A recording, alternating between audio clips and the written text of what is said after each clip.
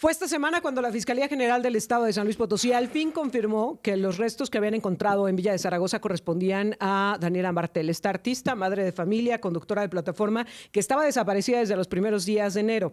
Se ha hablado mucho del manejo tan penoso que ha dado la Fiscalía al tema, primero estigmatizando y revictimizando a Daniela cuando se da su desaparición, y luego con todos estos traspiés de filtración de información que alguna se confirmó, otra se descartó, pero en fin, un manejo muy preocupante. El asunto es que no es la única mujer desaparecida en San Luis Potosí, no es la única mujer asesinada, sino que hay muchas de estas otras historias, y si un caso tan visible se le dio este manejo, ¿qué está pasando con el resto?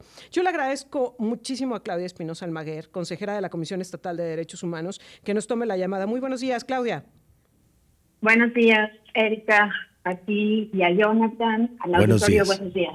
Claudia, dime una cosa, honestamente, en cifras, en realidades, ¿qué tan preocupante es el tema de la violencia de género, de los feminicidios, de las desapariciones de mujeres en San Luis Potosí? Mira, hay un cúmulo de situaciones que pareciera que no tienen relación entre sí, pero la definición de la violencia feminicida que está en la Ley de Acceso, que es un concepto de la feminista Marcela Lagarde, es precisamente estos elementos. O sea, que haya en un territorio determinado como es el nuestro, San Luis Potosí, el estado, la región, diversas situaciones de violencia que se traducen, o sea, que las observamos como comunidad a través de los delitos, pero también a través del no hacer nada, de no actuar, de tomar decisiones en contra de los derechos de las mujeres. En este caso, San Luis el año pasado, si nos vamos a la incidencia delictiva, Erika, Jonathan, el año pasado hubo 12 feminicidios, pero hubo 32 homicidios dolosos y 66 culposos. Y ahí yo quiero repetir la importancia de sumar que estas carpetas de investigación inician con este tipo penal, pero no necesariamente acaban así. O sea, puede ser que haya algún doloso o culposo que realmente sea un feminicidio.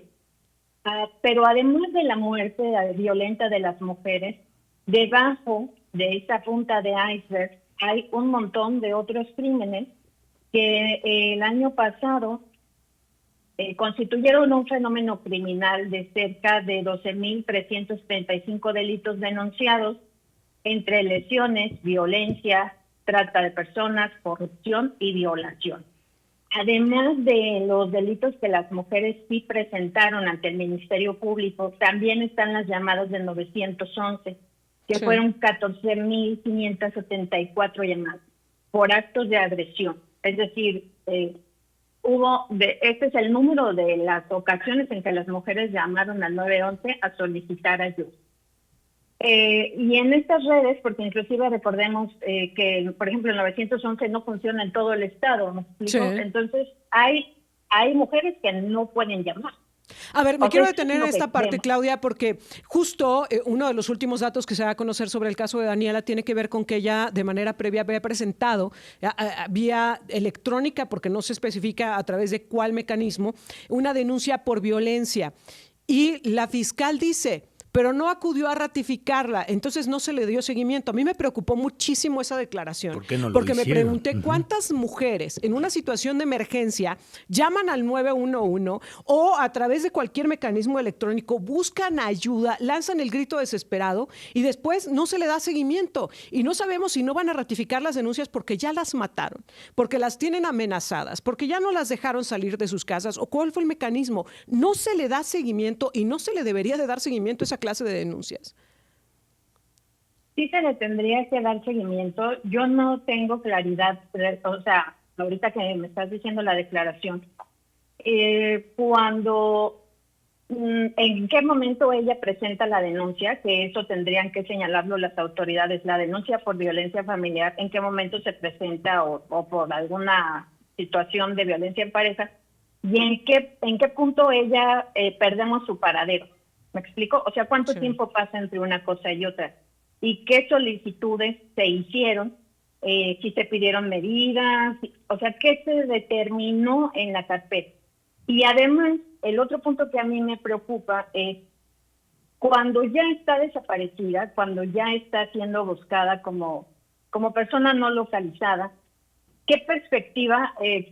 Nosotros decimos que es enfoque feminista, pero la ley lo entiende como perspectiva de género. ¿Qué perspectiva de género hubo al momento de buscarla? Porque si yo tengo una víctima en donde su familia me está diciendo y dando ciertos datos que está viviendo violencia, lo que haría a mí, por lógica, yo me voy y busco a ver si hay algo, ¿no? En ese sentido, o sea, ¿cuál es el contexto de la vida de la mujer? Que era lo que en otra ocasión yo platicaba con Jonathan. ¿Cuáles son las circunstancias previas de la desaparición? Claro. Y esa búsqueda, sobre todo en las primeras horas en que la víctima está desaparecida, porque el fenómeno de desaparición y el feminicidio están íntimamente vinculados desde que empezó este problema allá por los años 90. Entonces sí hay una falencia grave,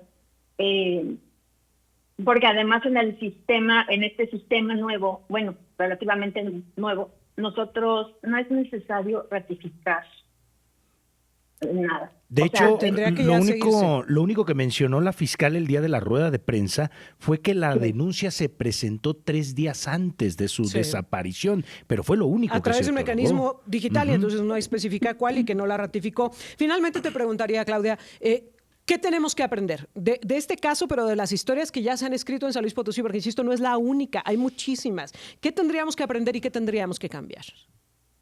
Tenemos que estar alertas como ciudadanía, como comunidad, Erika, Jonathan, porque justamente ustedes recuerdan que el año pasado hubo un gran revuelo porque fuimos el primer estado en retirar de 3 municipios una alerta. Entonces, eso no está, o sea, los datos que estamos recibiendo en este año y los datos del año pasado que yo les platico, no nos dan indicadores de que estamos tranquilos y en paz, como señaló el dictamen de la CONAVIN, que firmaron varias instituciones. O sea, no es cierto que está bajando la violencia contra las mujeres. Y además no solamente está siendo actor la gente, la pareja, el padre, o sea, no solamente las mujeres están teniendo agresores en su casa, están teniendo agresores desde el Estado. El ejemplo que tenemos en este mes es el traslado ilegal que se produjo de las mujeres presas a la zona huasteca. Es decir, no está habiendo un reconocimiento de la igualdad de las mujeres como sujetos de derechos en San Luis Potosí por parte ni siquiera de la autoridad. Están empezando a tener gestos muy misóginos. Uy, Claudia, pues yo te agradezco mucho que nos permitas platicar contigo.